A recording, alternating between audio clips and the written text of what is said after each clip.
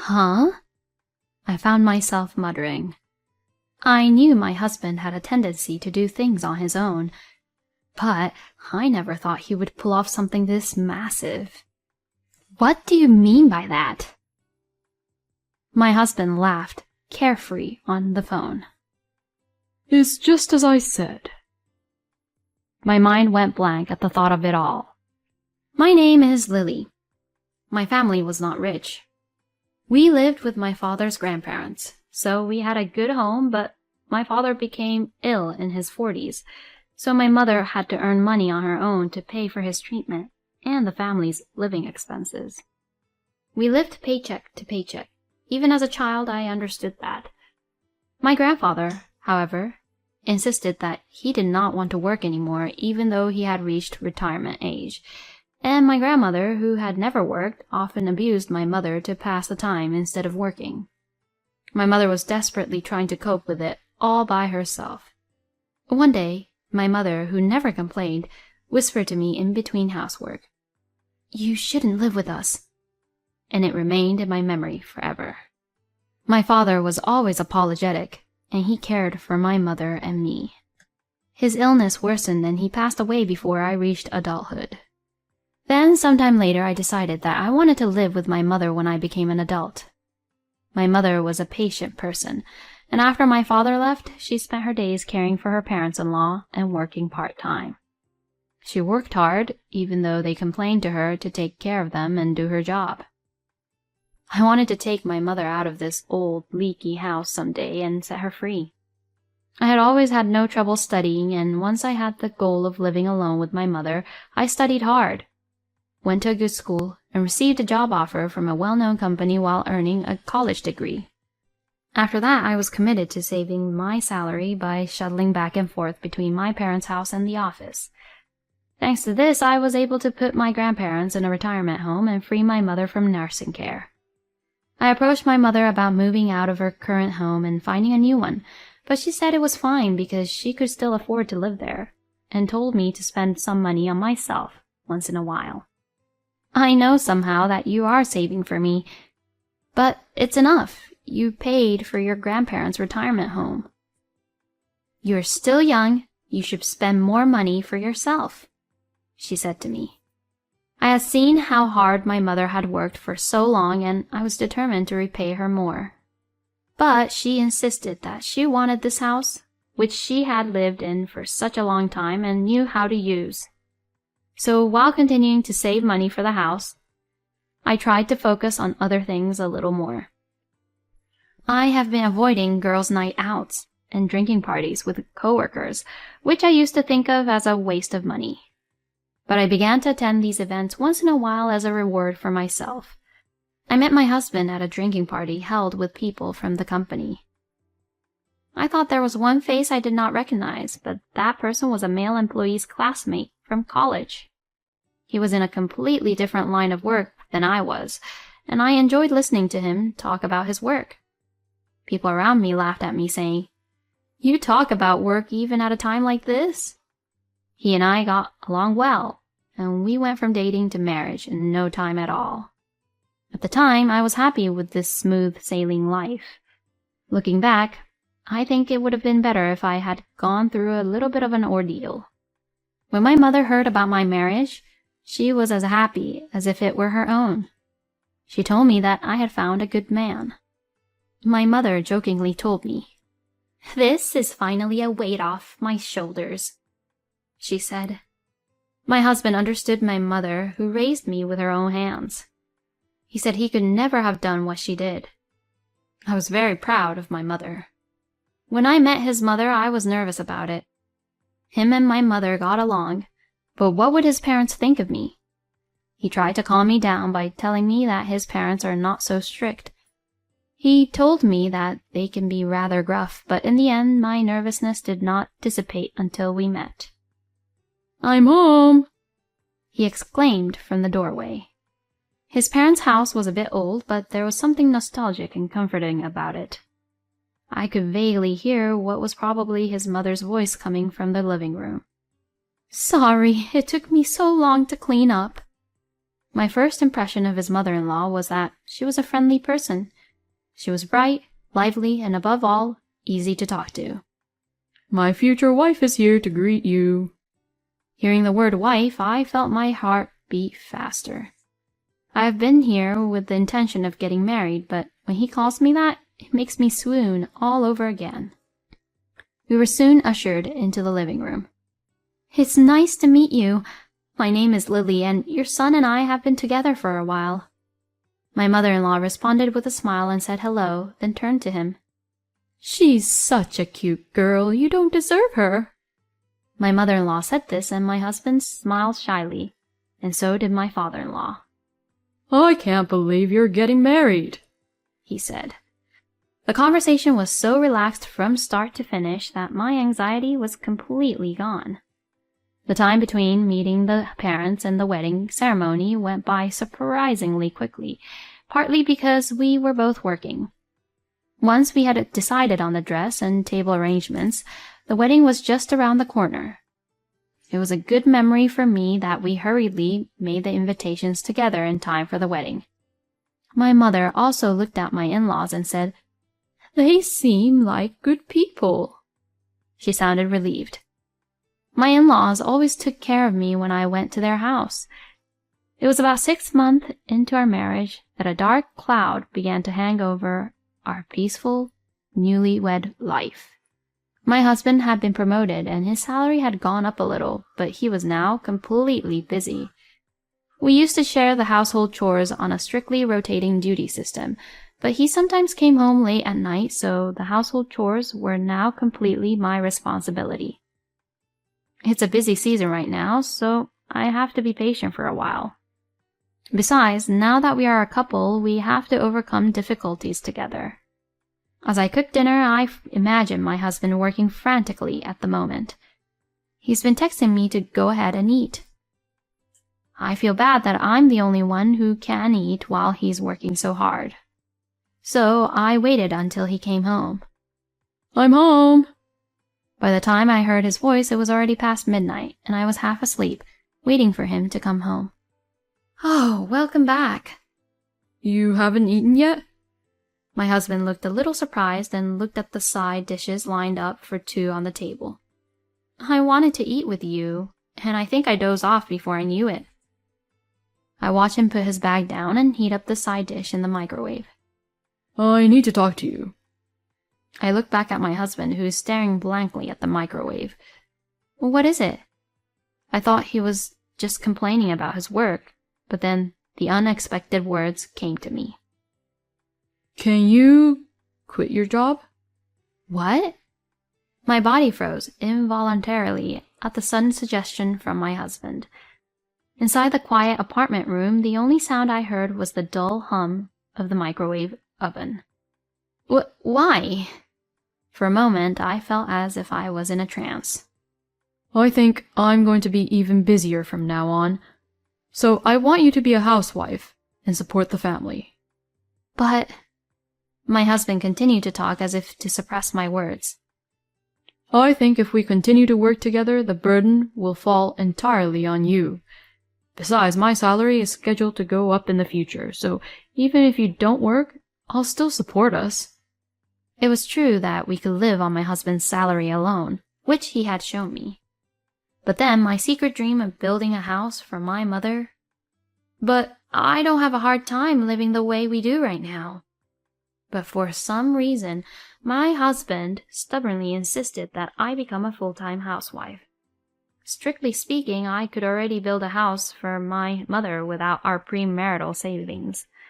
But then we would have to worry about our own house and future savings. We might even want to have children in the future. I continued my life of work and housework with these worries on my mind. Then one day I made a big mistake at work. My boss raised his eyebrows at me, saying it was not like me. I felt ashamed of my inadequacy and apologized many times.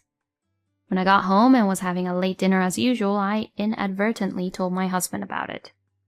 My husband immediately said, "See, I told you to quit your job." But then my husband's words stung me. Are you going to continue to cause trouble at your work? I couldn't think of anything to say. Recently, my work efficiency had begun to decline, and I was making more mistakes than I realized. This is the first time I've made a big one, but if my desire to keep working causes my co-workers and bosses trouble again, I'll support you. In the end, I submitted my resignation as my husband urged me to do. For a while, I was able to concentrate on household chores and get enough sleep, and I felt that my physical and mental health was improving. I was also able to support my husband better than before. I thought things were going to turn around, but instead, I was forced into a tight corner. I regretted many times that I had not quit my job at that time. You don't have a job. Your husband supports you. I can't believe you.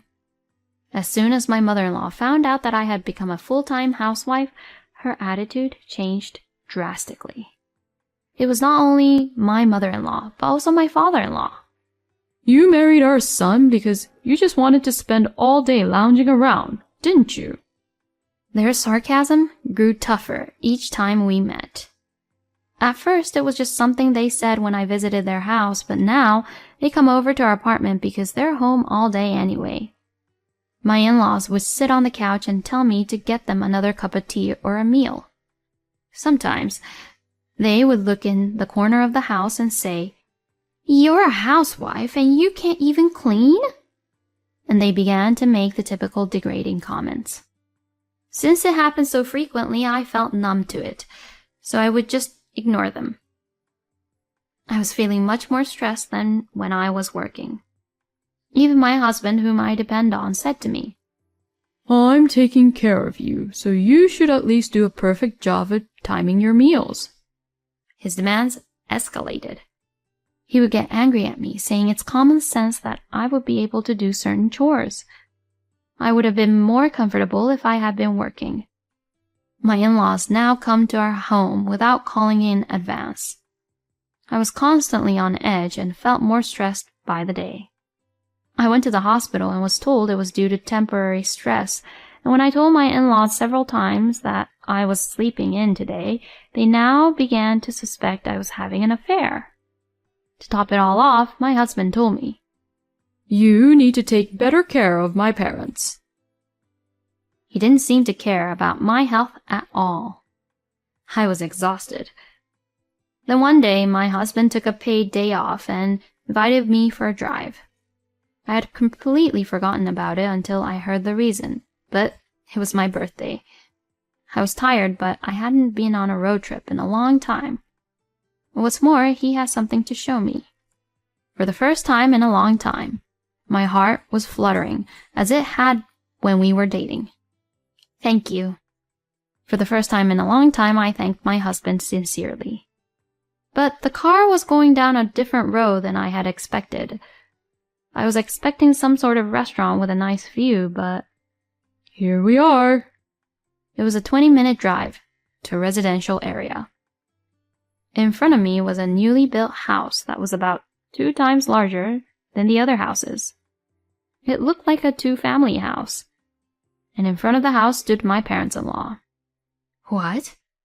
I looked up at my husband. I had no idea what was going on. This is your present, aren't you happy? My husband said while pointing to the house. What? I didn't know what to say.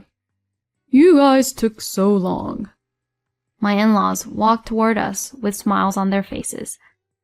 I immediately exclaimed, This is a 2-family home. Where did you get the money to build this? There was no way we could afford such a house with our savings, but my husband was unconcerned. Your savings. What? I saw your bank account the other day. I found that you had saved a lot of money. Thanks to you, we built a beautiful 2-family house. My in-laws must have known that they had spent my money. They were grinning and looking at me. Without the energy to be outraged, I collapsed to my knees at the reality before me. I slumped to the asphalt, unable to move my body. My husband and in-laws gazed at me with glee. I'm glad the surprise was a success. We made a great purchase. I couldn't believe that my savings, which I had saved to give my mother a house, was used without my permission. It was obvious from the magnificence of the house that my savings were almost gone. The lease of our apartment had been terminated, and without a job I had no choice but to stay in the newly built house. My husband complained to me, and every day I had to do housework for everyone, including my in-laws. I became completely apathetic and just became a machine to take care of my husband and in-laws. They wanted to use me as a convenient slave and a moneylender. As I was washing the dishes, I heard them giggling in the living room while watching TV. It was at this point that I became angry and thought, this is not right. Why are these people living a comfortable life with my money?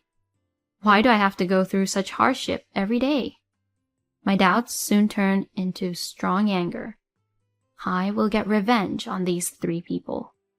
With this thought, my mind became clear as if a fog had lifted. I hired a detective to investigate my husband. To begin with, it was strange that he worked from morning till late at night and was paid that salary. Besides, my husband's attitude toward me had cooled since he had been promoted. I began to suspect that there was something behind this, and I couldn't stop thinking about it. My intuition was right.